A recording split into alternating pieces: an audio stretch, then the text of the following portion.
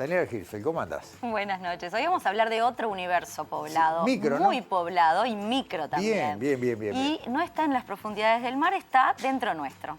O sea que nos vamos a mover en este universo submarino a nuestro universo interior. Viejaza, ¿te acordás que Querida, inyectaban como coger un a los submarino, niños, ¿no? el viaje increíble. Eso, sí, estoy hablando blanco y negro, Bueno, viejaza. claro, no hagamos eso, no digamos la edad que tenemos.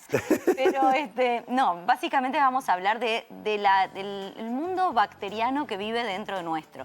Uno en general ya casi que no, pero todavía puede asociarse las bacterias solo con infecciones, ¿no?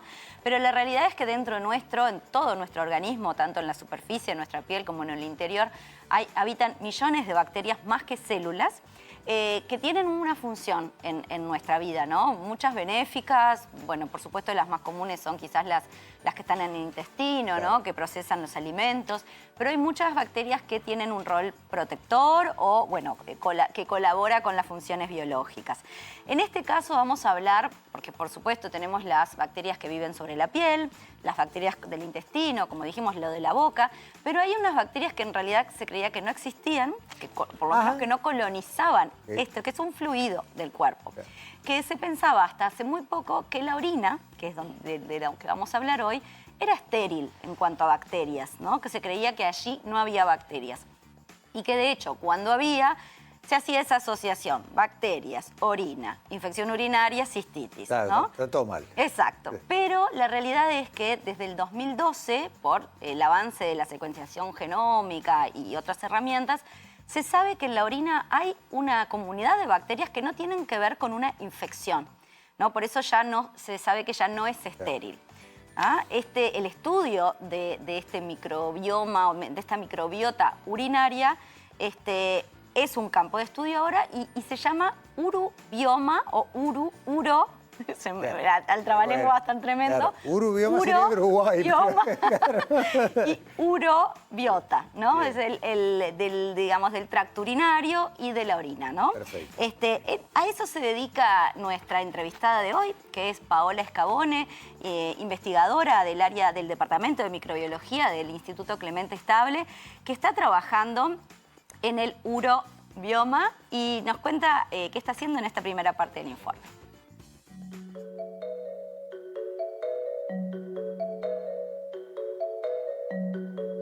La orina se creía que era estéril, sobre todo por la metodología de estudio, que se basa en el urocultivo. Hoy en día ya sabemos que la orina no es estéril, que hay un conjunto de microorganismos que son característicos de este nicho ecológico que es el tracto urinario. La composición de esta microbiota de la orina va a variar en aquellas personas que consideramos que no tienen síntomas de infección urinaria y que por lo tanto decimos que son saludables, frente a las que sí tienen síntomas de infección urinaria. Entonces ahí podemos distinguir, los que tienen síntomas van a tener microorganismos que pertenecen al grupo de las gamma proteobacterias, que son Escherichia coli, que es muy famosa por producir infecciones urinarias, Proteus, Klebsiella, son todos microorganismos que son considerados patógenos. Ahora, en este otro grupo de personas que consideramos saludables, vamos a encontrar otros microorganismos, como por ejemplo los lactobacilos, que son considerados probióticos. También encontramos estafilococos, que en algunos casos pueden ser microorganismos patógenos, pero en otros son también microorganismos que conviven con nosotros, por ejemplo, en la piel. Entonces hay una distinción entre los microorganismos de una población con infección urinaria frente a otra población que consideramos saludable.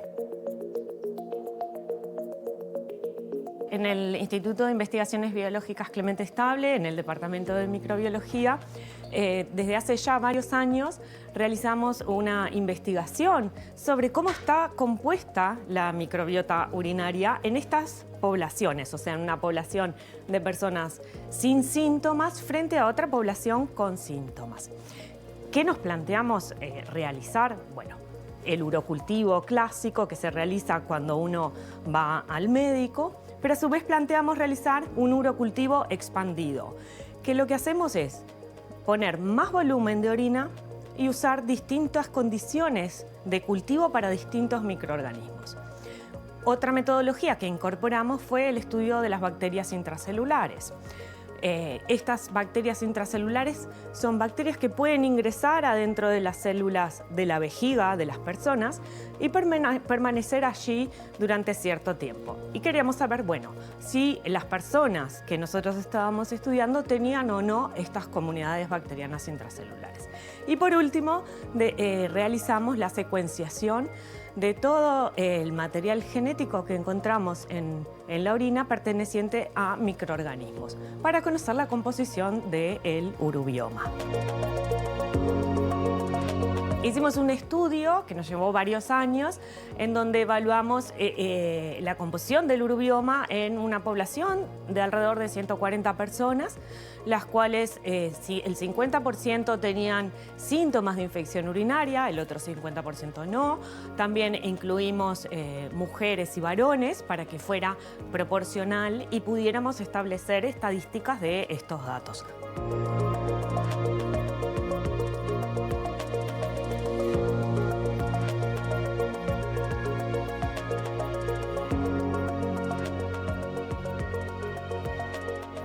Está muy interesante porque además, como vos dijiste en la presentación del primer tape, esto es un descubrimiento relativamente reciente, se cambia un paradigma. Exacto. Y ya se está construyendo conocimiento en Uruguay a partir de esto. Exacto. De hecho, yo te decía que desde el 2012 se sabe o hay indicios de que la orina no es estéril. Pero en el 2008, cuando se empezó el proyecto del genoma de la microbioma humana, del microbioma humano, no se incluyó la orina como parte del investigar, estudio, digamos, porque claro, creían que no existía. O sea que cómo va avanzando la ciencia y va incorporando nuevas aristas. Pero bueno, volviendo al estudio de Paola, voy a repasar porque son varias cosas que ellos hicieron en este estudio. Hicieron un urocultivo tradicional, que es la siembra, vamos a decirle en palabras técnicas, de la orina. Se deja la orina unos días y ve si crecen colonias bacterianas que pueden estar generando esa infección, y eso es una forma de confirmar que hay efectivamente una infección. Un urocultivo expandido, que es un paso más, pero después hicieron un estudio de bacterias intracelulares que permanecen en las células de la vejiga. Porque la orina no solamente es lo que se estudia, sino las paredes de la vejiga, formadas por células, obviamente, donde ingresan estas bacterias también, que pueden permanecer allí latentes. Entonces puede no estar la infección, pero sí tener reservorios, digamos, para que ante ciertas condiciones esas bacterias entren en acción. ¿No? Entonces, por eso es importante eso. Y lo último, bueno, obviamente la secuenciación del material de los microorganismos que estaban libres en la orina. Claro, la secuenciación genética. Genética, por supuesto. Toda esta batería de trabajos es lo que llevan a cabo en este estudio, y bueno, en esta segunda parte del informe nos cuentan qué encontraron.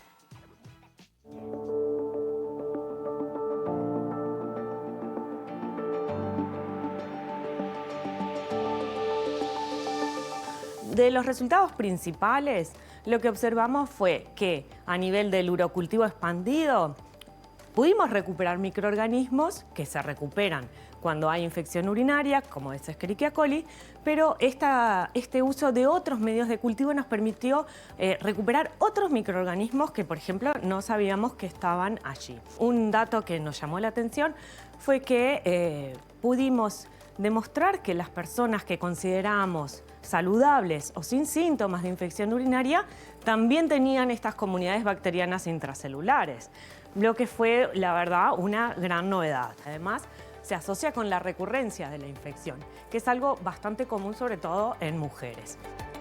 Pudimos observar que en las personas sanas que tienen estas comunidades bacterianas intracelulares, pero no tienen síntomas de infección, tienen una microbiota que decimos que es protectora, compuesta generalmente por lactobacilos o microorganismos que son benéficos. Mientras aquellos que sí tienen estas comunidades bacterianas intracelulares y desarrollan síntomas, esta composición del urobioma es predominante de gamma-proteobacterias, que son este grupo de uropatógenos que producen infecciones. A partir de estos resultados y de que el uso de antibióticos, ya sea para infecciones urinarias o para otra infección que uno tenga y que se le administre un antibiótico, va a afectar esta microbiota urinaria, sobre todo porque los antibióticos se eliminan también por la orina. Entonces, la microbiota más afectada a nivel de el uso y abuso de antibióticos es la microbiota que se encuentra en el tracto urinario. Cuando uno usa un antibiótico, puede estar seleccionando aquellas cepas resistentes. O sea que yo tomo un antibiótico y aquellas cepas que en realidad tienen algún mecanismo para evitar o subvertir el efecto de ese antimicrobiano, va a sobrevivir. Y eso genera un problema que hoy en día a nivel mundial se habla mucho de la resistencia a antimicrobianos. Las infecciones del tracto urinario, que son una de las más comunes, también es una de las infecciones que más resistencia genera. Hay muchos microorganismos, muchas Escherichia coli, que son muy resistentes a muchos antimicrobianos y surgen a partir del uso de antibióticos en estas infecciones. En cuanto al diagnóstico, el urocultivo en sí es muy bueno para diagnosticar cuando uno tiene una infección urinaria clásica, pero se complica en otros casos. Cuando el mecanismo por el cual se va a producir esa recurrencia es, por ejemplo, la presencia de estas bacterias intracelulares, hoy en día no hay una técnica de diagnóstico que se use de forma rutinaria. También el conocimiento de la microbiota urinaria nos permite pensar a futuro en poder restablecer la microbiota a la microbiota que tienen esas personas saludables o sin síntomas. Entonces ahí aparecen estos lactobacilos como grandes candidatos a el desarrollo, por ejemplo, de algún probiótico para el tracto urinario, por ejemplo, lo que también sería muy beneficioso, ya que restablecer la microbiota nativa va a mejorar la calidad de vida de las personas.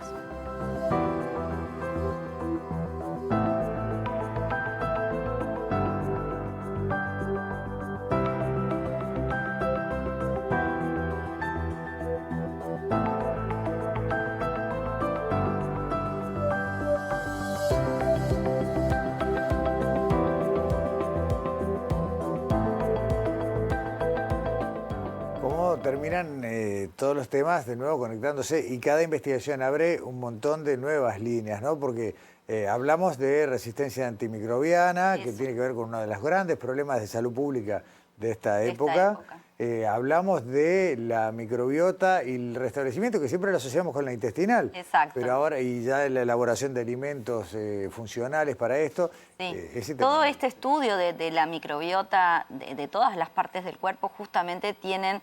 El aporte es, bueno, poder aprovechar esas defensas naturales que tenemos, como, o sea, esos microorganismos que muchas veces nos dan defensas naturales para protegernos de patologías. En el caso de la orina, lo mismo, ¿no? Todos estos estudios son para conocer mejor las bacterias de la orina, su dinámica en el tracto urinario y desarrollar, como decía Paola, alternativas a antibióticos, o sea, que solo el antibiótico sea un posible tratamiento y desarrollar probióticos para prevenir, por ejemplo, en personas que tengan tendencia a estas enfermedades. De hecho, no mencioné una cifra, pero 50% de las mujeres tienen en algún momento de su vida infecciones urinarias, un poco menos los hombres, alrededor del 15%, pero son, como decía Paola, infecciones muy recurrentes.